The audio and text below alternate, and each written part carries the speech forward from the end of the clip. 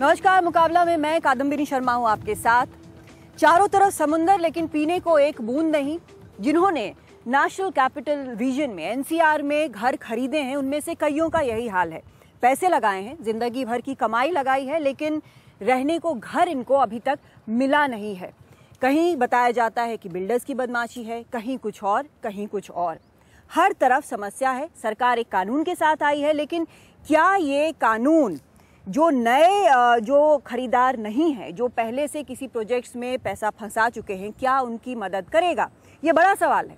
हालांकि इस बीच हमने देखा है कि कुछ प्रोजेक्ट्स जो हैं वो यमुना एक्सप्रेसवे अथॉरिटी ने कैंसिल किया है। तो क्या उसका असर भी, उसका खमियाजा भी घर खरीदने वालों को चुकाना पड़ेगा या सरकार कुछ करेगी? इन सभी चीज़ों पर हम बात करेंगे अपने मेहमानों से मुकाबला में। हमारे साथ इस वक्त वो लोग हैं जिन्होंने ज़िंदगी भर की कमाई या जो बचाया था वो उन फ्लैट्स में लगाया जिसे वो घर बनाना चाहते थे, लेकिन अब स्थिति ये है कि पता नहीं है कि फ्लैट्स कब मिलेंगे भी या नहीं मिलेंगे, कितने सालों में मिलेंगे, कितने पैसे और देने होंगे। तो यहाँ पर हमारे साथ आप जिन सभी लोगों को देख रहे हैं, सबकी यही कहानी है। कहीं ना कहीं उनका पूरा मामला जो है फ्लैट्स के मामले में अटका हुआ है। और सबसे हम बात करने की कोशिश करेंगे कि कौन कहाँ पर किस तरह से अटका हुआ है। सबसे पहले आप मुझे बताइए कि आपका प्रोजेक्ट जो है वो कब से अटका हुआ है, क्या करते हैं? 2010 से हमारा प्रोजेक्ट अटका हुआ है और सबसे बड़ी बात है कि बिल्डर्स वहाँ पर घर बना भी नहीं रहा है। हम लगातार बिल्डर से कांटेक्ट करने की कोशिश करते हैं, बिल्डर हमसे बात नहीं करता, उनके बाउंसर सामने आ जाते हैं। बाउंसर सामने आते हैं? बिल्कुल। आज जब हम इनकी कंप्लेन लेके अथॉरिटी में जाते हैं तो अथॉरिटी का ऑफिसर का रवैया इस तरह होता है जिससे लग रहा है कि बिल्डर की तरफ से हमसे बात कर रहे हैं। अगर हम वहाँ पर जैसे मैं आपको कल के वाकया बताऊं, कल उनके एक सीनियर ऑफिसर जो थी, लेडीज़ थी, उनके सामने हम लोग गए, मैडम के सामने हम लोगों ने अपनी बात को रखी। मैडम के कुछ बायर्स रिकॉर्डिंग कर रहे थे, वे चाह रही थी रिकॉर्डिंग नहीं हो। ये वीआईपी कल्चर ख़त्म करने की बात करते हैं, ट्रांसपेरेंसी की बात करती हैं। जब रिकॉर्डिंग हो रहा था तो ट्रांसपेरेंसी था, उन्होंने बायर्स का मोबाइल छीन के अपने पास रख लिया। और जहाँ तक बिल्डर्स की कंप्लेंट की बात है, वे बोलते नहीं, पहले मैं बिल्डर की सुनूंगी उसके बाद आपकी सुनूंगी। 2010 से यही रवैया है। हमें उम्मीद थी कि माननीय मुख्यमंत्री जी इन पे कुछ लगाम लगाएंगे और बायर्स का समस्या दूर होगा, लेकिन जिस तरह कल रवैया देख के तो हमारी आशाएं और टूटती जा रही है। हम करें तो क्या करें? अब हमारे पास ये नौबत हो गया कि अब ये दिन दूर नहीं कि किसानों के साथ साथ अब बायर्स भी सुसाइड करने लगेंगे, क्योंकि बायर्स का हार्ड एंड मनी लगा हुआ है। वे ईएमआई देते हैं, बच्चे के स्कूल का फी देते हैं, रेंट देते हैं, तो करें तो क्या करें? लेकिन आपको उम्मीद है कि अगर सरकार इंटरफेयर करे, इसमें कुछ सरकार अपनी तरफ से करने की कोशिश करे, तो आपको शायद कुछ सालों में मिल सकता है? ये उम्मीद है आपको? बिल्कुल, सरकार चाहेगी तो मुझे लगता है कि काम आपको कल से दिखने लगेगा। अगर सरकार के डंडा इनके ऊपर चलने लगे तो हम लोग यहाँ के माननीय विधायक जी से 2 बार मिल चुके हैं। उन्होंने भरोसा दिया है कि हम मुख्यमंत्री जी के पास अपनी बात को रखेंगे। उन्होंने 2 बार रखा भी है, लेकिन आगे क्या होगा अभी तो सिर्फ ऑफिसर कुछ पता नहीं है। बस चलिए, अधर में लटका हुआ। ठीक है। आपने कहाँ पर फ्लैट लिया था? आपकी अभी क्या स्थिति है? मैंने अर्थ इंफ्रास्ट्रक्चर में फ्लैट बुक कराया था। 2010 का प्रोजेक्ट है, उनका पहला प्रोजेक्ट है। और इन्होंने बोला था फर्स्ट प्रोजेक्ट है, क्वालिटी मिलेगी, अच्छी मिलेगी, कोई फिक्र नहीं करिए। सारे पैसे ले लिए, 95%, 34 लाख रुपए मैं दे चुका हूँ। मेरे पास अभी नौकरी भी नहीं है, मैं क्या करूँ ये नहीं समझ में आ रहा। और नौकरी नहीं है मतलब कि आप रिटायर्ड हैं? हाँ, ऑलमोस्ट रिटायर्ड है। अब उसके बाद मेरा प्लान था कि मैं यहाँ आके रहूँगा, बच्चों को पालूंगा, लेकिन अब तो पैसे भी नहीं है मेरे पास, ना घर है मेरे पास। अभी इनके प्रोजेक्ट का काम बंद पड़ा है। दो डायरेक्टर अरेस्ट हो चुके हैं और 2 भागे हुए हैं। इंडिया में रह के इतने बड़े लोग इतनी बड़ी गाड़ियों में घूमते हैं, जिनके बड़े बड़े बंगले हैं दिल्ली में, वो भाग कैसे सकते हैं? वो ट्रेस कैसे नहीं हो सकते? ये भी नहीं पता हमें। पुलिस से कोई बात तो हुई हो? आप लोगों ने कुछ FIR कराया हो, कुछ भी इस तरह की चीज़ है? हम नोएडा पुलिस में काफ़ी बार जा चुके हैं। नोएडा पुलिस ने कभी हेल्प नहीं किया। वी वेंट टू दिल्ली एक EOW, वहाँ पे हम लोगों ने FIR रजिस्टर कराई थी। उन्होंने लुकआउट नोटिस जारी किया था, जिसके बेस पे पहला डायरेक्टर अरेस्ट हुआ। वो बैंकॉक भाग रहा था। वो जब अरेस्ट हो गया फैमिली के साथ, जब वो अरेस्ट हो गया उसके बाद फिर बाकी सारे अंडरग्राउंड हो गए। फिर इन्होंने, पुलिस ने और दबिश डाली। फिर हम लोगों ने प्रेशराइज किया कोर्ट में ही कि बाकी डायरेक्टर्स क्यों नहीं पकड़े गए अभी तक। तो उसके बाद फिर पुलिस आई, यहाँ से एक साइट मैनेजर को अरेस्ट किया। उसके बाद इंटरोगेट किया तो दूसरा डायरेक्टर पकड़ा गया, लेकिन बाकी 2 डायरेक्टर अभी भी नहीं पता। मतलब कुल मिलाकर अगर हम यहाँ पर देखें तो जहाँ तक फ्लैट का सवाल है वो उसकी उम्मीद कहीं नज़र नहीं आ रही है। आप बताएं, आपका एक्सपीरियंस क्या रहा है इसमें? ऐसा मैडम कि आपको 2014 में हमारे अंकल जो आपको सीनियर सिटीजन हैं, उन्होंने स्काई वॉक प्रोजेक्ट में आपको ये एक आपको फ्लैट बुक किया था, ठीक है। और उस समय उन्होंने आपको ये बिल्डर ने बताया कि भाई मैं आपको 2 साल के अंदर में आपको ये 16 के अंत तक मैं आपको दे दूंगा। फिर उन्होंने जाके 2 बार 3 बार वहाँ पर चेक किया तो वहाँ पर आपको एक्सकेवेशन का काम चल रहा था। अच्छा। और उसका फिर हम लोगों ने उनसे आपको उनके जो एमडी थे प्रमोद कुमार सिंह, उनसे वो मिला, उनसे आपको पूछा तो उन्होंने कहा कि नहीं थोड़ा सा आपको लेट प्रोजेक्ट चल रही है, रियल एस्टेट में थोड़ा सा है, आप थोड़ा सा आपको सब्र करें। एक दिन 2015 में मुझे मालूम चला कि वो आपको यहाँ से ऑफिस भी सारी बंद हो गई है और वो जो आपको गायब हो गए हैं। तो मैंने खुद जाकर इनकी नोएडा ऑफिस में जो इनका 63 में है आपको कॉर्पोरेट ऑफिस, और इनकी हेड ऑफिस जो आपको बाराखंबा रोड में है, वहाँ पर दोनों जगह हमने जाके चेक किया, मालूम चला कि आपको इनकी ऑफिस बंद हो गई है और आपको बिल्डर भाग चुके हैं। उसमें करीब इन्होंने आपको 600 इनको टोटल फ्लैट बनाने थे स्काई वॉक में, और इसमें इन्होंने कब से 176 बुकिंग कर रखा है, ठीक है। फिर हम लोगों ने जाके मैडम में आपको अथॉरिटी में वो मिला, तो अथॉरिटी ने बताया कि भाई हमें आपको बिल्डर के साइड से एक आई है, लेटर आई है कि मैं आपको अब ये प्रोजेक्ट कैंसिल करना चाहता हूँ। और उसने सारे पेमेंट भी वहाँ नहीं किए थे, उसने हार्डली वहाँ पर 5 करोड़ रुपये आपको पेमेंट किए थे। तो मैं अब बस आपके लिए इतना ही कर सकता हूँ कि मैं 4 करोड़ अपनी जो ब्लैकलिस्ट करने के लिए मैं आज पेनाल्टी काटूंगा बिल्डर से, वो काट के और 1 करोड़ रुपये आपको मैं दे दूंगा, वो आप लोग 176 जो बायर हैं आपस में आपको वो कर लें। मैडम इसमें सिंपल ये है कि स्काई वॉक में हम लोगों ने 176 क्लाइंट्स ने बुक किया था। आज के डेट में बिल्डर 2015 में 3 महीने जेल गया था, उसके बाद वो एब्सकॉन्डिंग है।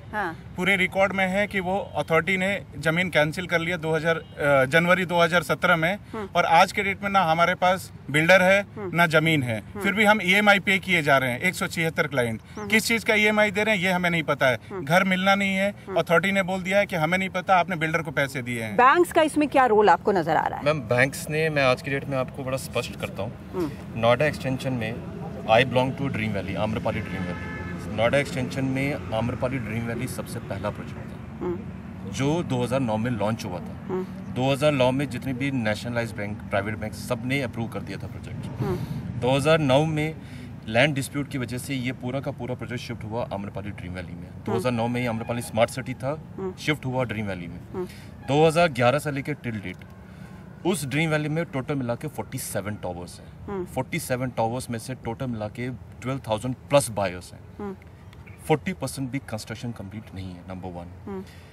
बैंक्स का इसमें जो इन्होंने अप्रूव किया था प्रोजेक्ट, और अभी अगर हम अपनी ग्रीवेंस उनके पास लेके भी जाते हैं, वो अपना हाथ खड़े कर देते हैं। They are just cleaning their hands कि हमने ये प्रोजेक्ट अप्रूव किया था, हमने मॉनिटरिंग की थी, उनके पास फंड्स नहीं है, हमने अभी बाकी फर्दर फंड्स हमने रोक दिए हैं। अब आज की डेट में स्थिति क्या है, जो हमने ऑलरेडी लोन लेके रखा हुआ है, एक तो हम उसका EMI पे कर रहे हैं, और जो बाकी हमने फंड्स प्रॉपर तरीके से दिए हुए हैं आम्रपाली को, उसका बिल्कुल जो यूटिलाइज हुआ वो किसी दूसरे प्रोजेक्ट में लग गया है। मेरा तो सीधा क्लियर डिमांड है प्लस अल्टीमेटम कि अगर आप विद इन 1 महीने के अंदर अंदर, अगर हमने जितने भी नोएडा एक्सटेंशन के प्रोजेक्ट्स हैं उसमें अगर हमने 1 महीने के अंदर अंदर कोई भी प्रोग्रेस नहीं देखा तो हम इनडेफिनिट स्ट्राइक करने वाले हैं। प्लस मैं रिक्वेस्ट करूंगा कि जो गवर्नमेंट से कि फास्ट ट्रैक कोर्ट्स बनाया जाए, जितने भी ये लीगल केसेस है इमीडिएटली इनको एड्रेस किया जाए, और ये सारे जो जितने भी ग्रीवेंसेस है ये रिजॉल्व किया जाए। ठीक है, लेकिन अभी सरकार जो है, केंद्र सरकार 1 मई से जो RERA एक्ट है वो लागू हो जाएगा, और कोशिश ये है कि जो ट्रांसपेरेंसी है वो ज़्यादा हो, पारदर्शिता ज़्यादा हो। जब इस तरह से जो इतने सारे केसेस हम सुन रहे हैं वो उस तरह से रिपीट ना हो। लेकिन एक बड़ी चिंता ये है, क्योंकि जो ज़मीन होती है, जो लैंड का मामला होता है, वो राज्य सरकारों के तहत आता है। अब राज्य सरकारें इसमें डिसाइड करती हैं, उनके पास ये इस एक्ट के तहत ये अधिकार है कि वो उसको अपने हिसाब से ट्वीक कर सके, थोड़ा बहुत फेरबदल कर सके। इसमें हो ये रहा है कि जो उत्तर प्रदेश में जो बदलाव हुए हैं उसमें जो पहले से लोगों ने फ्लैट्स लिए हुए हैं उनको इस एक्ट से कोई राहत मिलती नज़र नहीं आ रही है। अब जो बायर्स हमारे साथ हैं, अगर जैसे अभी केंद्र सरकार ने आश्वासन दिया था कि सभी इसको लागू करेंगे, बदलाव होगा, अब आपकी क्या उम्मीद है कि उसमें क्या चेंज किया जाए? क्योंकि आप लोगों को हमने लगातार देखा है, भागते रहे हैं आप, चाहे अदालत हो, चाहे छुट्टी के दिन प्रोटेस्ट की बात हो, और इस वक्त भी जैसे आप सभी हमारे साथ इस वक्त जुड़े हुए हैं, तो चिंता कितनी भयंकर है ये अंदाज़ा है। तो अब जो एक्ट है उसमें आपको क्या लगता है कि नई सरकार को क्या बदलाव करना चाहिए, क्या उम्मीद है आपकी? जी, ये जो रियल एस्टेट रेगुलेटरी बिल है, इसको पास करने के लिए भी हम लोगों ने काफ़ी प्रोटेस्ट किए। पिछले 3-4 सालों से जितने भी फ्लैट बायर्स हैं वो इस उम्मीद में इस बिल को लाने के लिए केंद्र सरकार से बार बार गुहार लगाते थे कि शायद ये बिल आएगा तो हमारी प्रॉब्लम जो है वो सॉल्व हो जाएगी। लेकिन अब क्या सामने जो नतीजा आ रहा है वो ये आ रहा है कि जो राज्य सरकार है, यानी उत्तर प्रदेश की जो सरकार है, जो पिछली सरकार थी समाजवादी पार्टी की सरकार, उनके कार्यकाल में ही इस बिल को डाइल्यूट करने की कोशिश की गई और उसके अंतर्गत जो ये ऑनगोइंग जो प्रोजेक्ट्स हैं उनके डेफिनेशन को ही चेंज करने की कोशिश की गई, ताकि जो हमारे जैसे डिलेड पोजेशन को लेकर के जो अफेक्टेड बायर्स हैं वो इससे निकल जाएं। तो अगर जो डिलेड पोजेशन को लेकर अगर बायर इसमें से निकल जाते हैं तो समझिए कि 5 लाख फैमिली फिर इस एक्ट के दायरे में नहीं आएगी। तो फिर हम तो खाली हाथ रह गए, ना हमें फ्लैट मिला और ना ही हमें इस बिल से कोई फायदा मिलने वाला है। ठीक है, मैं और भी बायर से यहाँ पर बात करूँगी, लेकिन वकील साहब हमारे साथ हैं, रणधीर सिन्हा जी। आप लगातार जो बायर्स हैं उनके केसेस आप देखते रहे हैं, तो जो अभी हम समस्याएं देख रहे हैं ऐसा नहीं है कि ये नया है। बार बार जब कुछ आदेश आता है तो हम भी ये यहाँ पर आते हैं, लोगों से बात करते हैं, लेकिन समस्या सुलझती नज़र नहीं आ रही। आखिर समस्या, जैसे अब सुप्रीम कोर्ट है, उसने कुछ बिल्डर्स से पैसे रखवाए रजिस्ट्री में, पैसे वापस किए जा रहे हैं, लेकिन जब राज्य सरकार ही फेरबदल कर दे कानून में, उसके बाद इनके पास क्या विकल्प रह जाते हैं? इनके पास बहुत सारे विकल्प हैं। एक तो अभी रेड़ा पास हुआ है, रेड़ा के अकॉर्डिंगली ये अपने जितने भी ग्रीवांसेस हैं वो वहाँ पे पहुँचा सकते हैं। अच्छा, रख सकते हैं। हाँ। ये अपनी ग्रीवांसेस, ये नहीं कि प्लॉट आपका अलॉटमेंट हुआ है या नहीं हुआ है, उससे कोई फ़र्क नहीं पड़ता। दे कैन इम्प्लीड, वो बिफोर अथॉरिटी जा सकते हैं और अथॉरिटी में जाके वो अपना कंप्लेंट फाइल कर सकते हैं। इसके साथ साथ सेक्शन 71 में ये प्रोविज़न है कि ये कंज्यूमर कोर्ट भी जा सकते हैं। इनके ऊपर कोई बंदिश नहीं है कि वो कंज्यूमर कोर्ट ना जाए, अथॉरिटी जाए। लेकिन कोर्ट कचहरी का, वकील साहब आप जानते हैं, जब प्रॉपर्टी का मामला होता है, ठीक है, तो बड़ा लंबा चलता है ना, कई जनरेशन बीत जाते हैं। तो इनकी मंशा वो नहीं है ना, इनकी मंशा तो ये है कि किसी तरह से जो घर इन्होंने खरीदा है वहाँ वो इनको मिल जाए और उसमें वो रह पाएँ, क्योंकि मेरे ख्याल से यहाँ पर कोई भी इन्वेस्टर नहीं है, सब रहने के लिए लोगों ने घर खरीदा, जो अपने रहने के लिए। बिल्कुल। तो ऐसे में कंज्यूमर कोर्ट में भी शायद इतना वक्त ना लगे, लेकिन बाकी कोर्ट्स में तो वक्त लगता है। फिर ऐसे में, और जो यहाँ पर हमने सुना है कि अथॉरिटी में किस तरह का व्यवहार हो रहा है या फिर सरकार की तरफ से कोई सुनवाई नहीं हो रही है, इसका क्या रिकॉर्ड है? अभी जो रेड़ा आया है, जो 1 मई से इम्प्लीमेंट होने वाला है, उसमें एक फास्ट रेमेडी का ट्रैक रखा गया है। अच्छा। जो 60 डेज के अंदर आपके रेमेडी को रिजॉल्व करना है। ये उनकी एक प्री मैंडेटरी कंडीशन है, वो उनको फुलफिल करना है। नहीं तो ये तो स्टेट के हिसाब से होगा, तो स्टेट ने जो बदलाव किए हैं क्या वो कोई मायने नहीं रखेगा? फिर नहीं, वो मायने नहीं रखेगा, वो सेंट्रल एक्ट जो इम्प्लीमेंट होगा। हाँ। ये मैं एक चीज़ और बताना चाहता हूँ, ये रेरा जो है वो यहाँ का स्टेट सब्जेक्ट है, इनको इम्प्लीमेंट यहाँ पे करना पड़ेगा उन चीज़ों को। हाँ, लेकिन बदलाव की भी तो इजाज़त है, वो हो चुका है। हाँ। बदलाव की इजाज़त है, वो हो चुका है इसमें, बट इम्प्लीमेंट नहीं हुआ है यहाँ पे। ये अगर इम्प्लीमेंट हो जाए तो फिर सेंट्रल और यूपी एक्ट रेरा दोनों बराबर हो जाएंगे, फिर कोई प्रॉब्लम नहीं आएंगे। अच्छा, लोगों को ये प्रॉब्लम नहीं आएगी। चलिए, बाकी भी हमारे यहाँ पर बहुत सारे बायर्स हैं। जी, आम्रपाली ड्रीम वैली का बायर हूँ। हाँ। मेरे पास मेरी रसीद है। हाँ। पहली रसीद 12/5/2010। हाँ। 7 साल हो गए हैं। हाँ। उस टाइम की बुकिंग है, 7 years बैक। हाँ। पहली रसीद 1,27,488 रुपये। हाँ। आम्रपाली का मुहर और साइन किया हुआ स्टाम्प है। अभी तक 7 साल हो गए। जिस टावर में मैंने बुक किया है वो टावर अभी तक 10वें फ्लोर पे भी कहीं नहीं दिख रहा। 14वें फ्लोर का मकान है, सपनों का मकान था। हम लोगों ने साथ में फैमिली में अपने पैसे बचा करके, मेहनत के वहाँ ही बचा करके इसको किया था। पता नहीं कहाँ जाए। ठीक है। We are from Amrapali Verona heights. तो हमारे पास कम से कम मेरे हिसाब से 7,000 फ्लैट इन्होंने फेज़ 1 और फेज़ 2 में बेचे थे। हाँ। जिसमें से अभी तक जो 60% के आसपास लोगों से पैसा ले लिया गया, जिसमें से 20% या 15% का भी काम नहीं होगा। हाँ। और जब भी जाते हैं, 2012 का लॉन्च किया हुआ प्रोजेक्ट है, हर बार एक नया टाइमलाइन आ जाता है। और ये भी आगे जाके इन लोगों ने ग्रेटर नोएडा अथॉरिटी को भी कम्युनिकेट कर देते हैं, तो हर बार जो है गोल पोस्ट चेंज हो जाता है। अच्छा। ठीक है, तो अभी इन्होंने और भी करना शुरू क्या कर दिया, जो मतलब हम लोग का जो BBAs है वो that starts from the date of commencement. तो उन लोगों ने डेट ऑफ कमेंसमेंट को भी चेंज करना शुरू कर दिया। जो which is going to be very difficult for us to go to court as well maybe. वकील साहब अभी बता रहे थे रेरा के लिए, तो रेरा में there are certain basic changes have been done by the UP government जो भी पहले थे, तो वो उसका लेटर एंड स्पिरिट में इम्प्लीमेंटेशन तो पॉसिबल रहेगा ही नहीं, तो फिर जो भी बंदे हम लोग पहले खरीदे हुए हैं रेरा इम्प्लीमेंटेशन के पहले वो तो आउटसाइड हो जाएंगे। एक मिनट, मैं वकील साहब से एक बार फिर से पूछना चाहती हूँ कि जो बेसिक चेंजेस की बात ये कर रहे हैं वो तो सही बात है ना कि बेसिकली जो चेंज हो गया है दोबारा जब तक सरकार चेंज नहीं करेगी तब तक तो वो वही रहेगा जो चेंजेस के साथ है, तो इसमें इनको क्या फायदा है? नहीं, इन्हें अभी लेटर ऑफ पोजीशन नहीं मिला है। हाँ, जिन्हें लेटर ऑफ पोजीशन नहीं मिला है वो इसके दायरे में आते हैं। अभी इन्हें शायद लेटर ऑफ पोजीशन नहीं मिला होगा तो वो इस दायरे में आएंगे, कंप्लीट हो जाएंगे। हाँ, लेकिन जो बाकी जो उसमें है कि जिनका डेवलपमेंट वर्क हो चुका है, ये सारी चीजें जो उसमें डाली गई हैं कि उनके ऊपर ये लागू नहीं होगा, उसका क्या है फिर? नहीं, उन सब चीज़ों के लिए ये उस दायरे के अंदर ही रहेंगे और जो रेरा है रेरा के अकॉर्डिंगली ये फाइल कर सकते हैं वहाँ पे। एक चीज़ और बताइए, क्योंकि इतने साल हो गए, सभी जो हैं यहाँ पर सालों से इंतज़ार कर रहे हैं, तो क्या हम ये भी समझें कि कॉम्पनसेशन जो है वो उसके तहत रेरा के तहत इनको मिलेगा? रेरा के तहत भी मिल सकता है और इनको कंज्यूमर फोरम के तहत भी मिल सकता है। कंज्यूमर फोरम में भी आप जा सकते हैं और कंज्यूमर फोरम में इस चीज़ को सॉर्ट कर सकते हैं, बट प्रॉपर वे में सॉर्ट करना वो एक अलग चीज़ है। अभी जैसे 12(1)(c) में क्लास सूट के लिए फाइलिंग के लिए दिया, पहले क्या था कि इंडिविजुअली जाते थे और इंडिविजुअली उसमें जाके फाइल करते थे, that will take more time. ठीक है, अभी नंबर ऑफ बायर्स जाएंगे अगर कंज्यूमर कोर्ट में तो एक लंबी लिस्ट हो जाएगी, उसको सुनने में जजेस को टाइम लगता है। ठीक है, मैं एक चीज जानना चाहती हूँ कि आप में से कितने लोगों ने कोर्ट्स में, कंज्यूमर कोर्ट या किसी और कोर्ट में फाइल किया है? मैंने।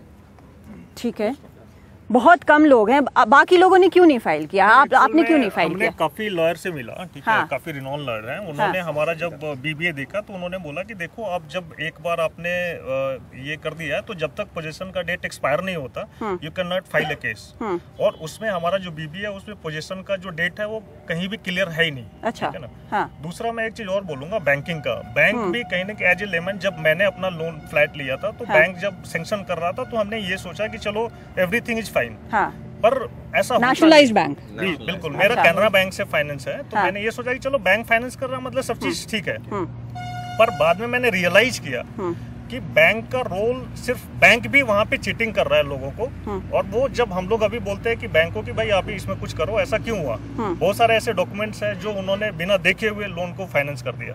आपको क्या लगता है, आपको क्या लगता है कि क्या आप बैंक के खिलाफ भी कोई एक्शन चाहते हैं? मेरे हिसाब से हम लोग देखो अभी अम्रपाली से हम लोगों का बिल्कुल भी होप नहीं है कि वो फ्लैट बनाएगा। हम लोग डायरेक्टली आदित्यनाथ योगी जी से रिक्वेस्ट करेंगे कि नहीं, बैंक के बारे में पूछ रहे हैं। बिल्कुल बैंक इन्वॉल्व है इसमें और बैंक के ऊपर भी केस हम लोग करेंगे। अगर ये नहीं हुआ केस होता है उन्होंने तो out of the way builder को के साथ साथ हमारे हिसाब से bank should also be a party, क्योंकि बैंक अगर लोन देता है तो they have certain responsibilities towards their customers as well, क्योंकि बैंक जस्टिस वो भी कंज्यूमर कोर्ट में मेरे हिसाब से इट शुड बी प्रूव्ड। बहुत मतलब हर लेवल पर अगर आप देखें तो समस्या हर लेवल पर है, फ्लैट खरीदने से लेकर यानी कि बिल्डर से लेकर जो फाइनेंस कर रहे हैं, जो नेशनलाइज्ड बैंक्स हैं, वहां पर शिकायत अथॉरिटी में सुनी नहीं जा रही है। सरकार एक कानून लेकर आई है लेकिन वो कानून किस हद तक इम्प्लीमेंट होगा ये भी बिल्कुल साफ नहीं है। आपको सवाल पूछना है किनसे? एक पॉइंट इसमें हम लोग मिस कर रहे हैं थोड़ा सा कि नोएडा अथॉरिटी का भी इसमें बहुत बड़ा रोल है। अभी हम लोग 18 को नोएडा अथॉरिटी मिलने गए थे।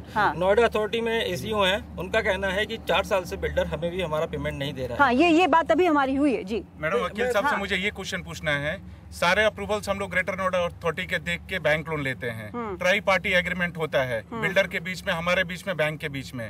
आज के डेट में बिल्डर एब्सकॉन्डिंग है, बैंक्स ईएमआई ले रही है, अथॉरिटी के सारे अप्रूवल होने के बावजूद भी अथॉरिटी ने कैंसिल कर दिया हमारा अलॉटमेंट। ये रेरा में किस नियम के करके हम किसके पास जाएं? ठीक है, हाँ। इसके लिए आप रेरा में क्लेम कंप्लेंट फाइल कर सकते हैं, बैंक के खिलाफ भी कर सकते हैं और आप बिल्डर्स के खिलाफ भी कर सकते हैं। तो दोनों के खिलाफ कर सकते हैं और आपको बिल्डर तो है ही नहीं, अभी बिल्डर एब्सकॉन्ड है तो उसके लिए आपको अथॉरिटी ने मैडम पार्टी हमें बनाया ही नहीं। हमसे पूछना चाहिए था कैंसिल करने से पहले कि आपका इसमें अथॉरिटी अप्रूवल है, अथॉरिटी ने अलॉट किया है, हमने यही सोच के इन्वेस्ट किया है। एक चीज मुझे बताइए, एक चीज जो अभी हमने खबर की है वो ये कि जो यमुना अथॉरिटी है, उन्होंने बोला है कि हो सकता है कि वो इन सभी ज़मीनों को टेक ओवर करके, जिनको कैंसिल किया है, करीब 20 से ज़्यादा प्रोजेक्ट्स हैं, उनको कैंसिल करके वो खुद टेक ओवर करके बनाकर बायर्स को देंगे। तो क्या इस तरह की अगर कोई चीज़ होती है तो क्या आप इसमें और इन्वेस्ट करने को या फिर इस तरह से तैयार हैं? जो हमारे जहाँ तक हम कैपेबल थे वहाँ तक मैंने इन्वेस्ट कर दिया। हाँ। अब ये पॉसिबल नहीं है कि हम और भी पैसे इनको दें। अगर हमें ज्यादातर अगर मुझे और भी पैसे लगाने होते तो मैं पहले ही लगा लिया रहता, दूसरा फ्लैट कहीं और बुक करा लिया रहता। हाँ।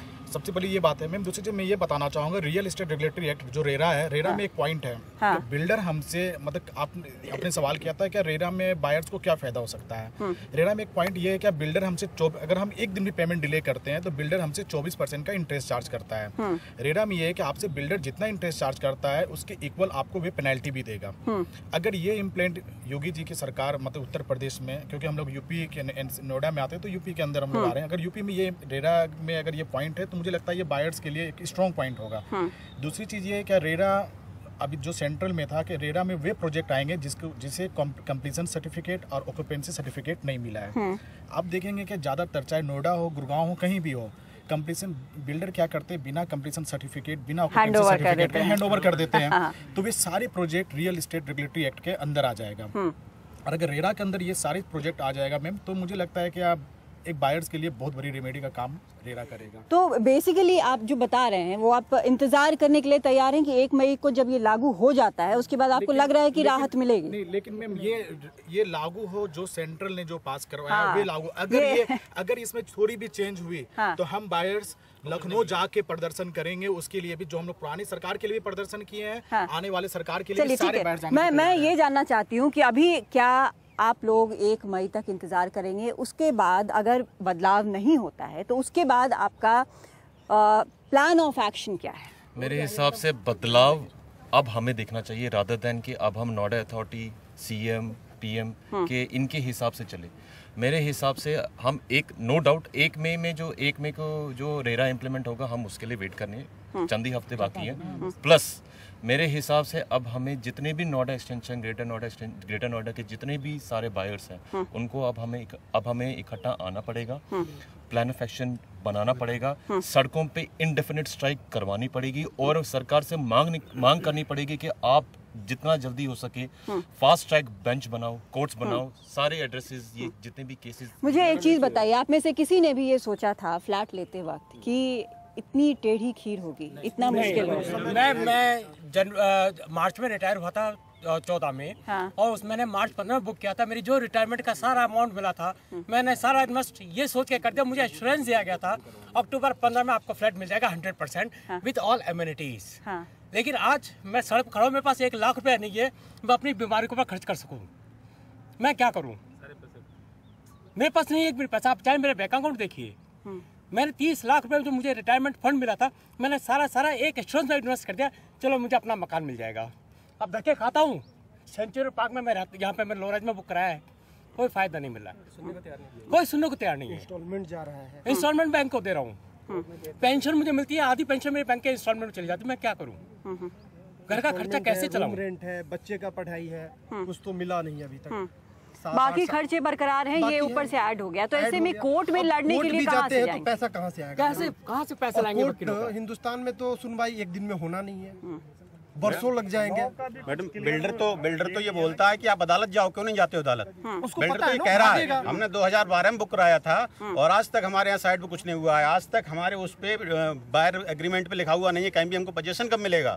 और बिल्डर के पास जाओ तो वो कहता है कोर्ट जाओ। आप लोग कोर्ट क्यों नहीं जाते हो? आप 95% पेमेंट हम कर चुके हैं उनको। बहुत सारी ऐसी समस्याएं हैं जो लगभग सबकी बराबर हैं, एक तरह की समस्याएं हैं। लेकिन जो एक चीज जो शायद सबसे ज्यादा तकलीफ दे है सभी बायर्स के लिए वो ये है कि कोई सुनने वाला नहीं है। ये सबसे बड़ी समस्या है। चाहे बिल्डर की बात हो जो एक उम्मीद के साथ जाते हैं कि एक ट्रांजैक्शन है, एक कॉन्ट्रैक्ट है, उसको रखा जाएगा, उसको ऑनर किया जाएगा, वो नहीं हो रहा है।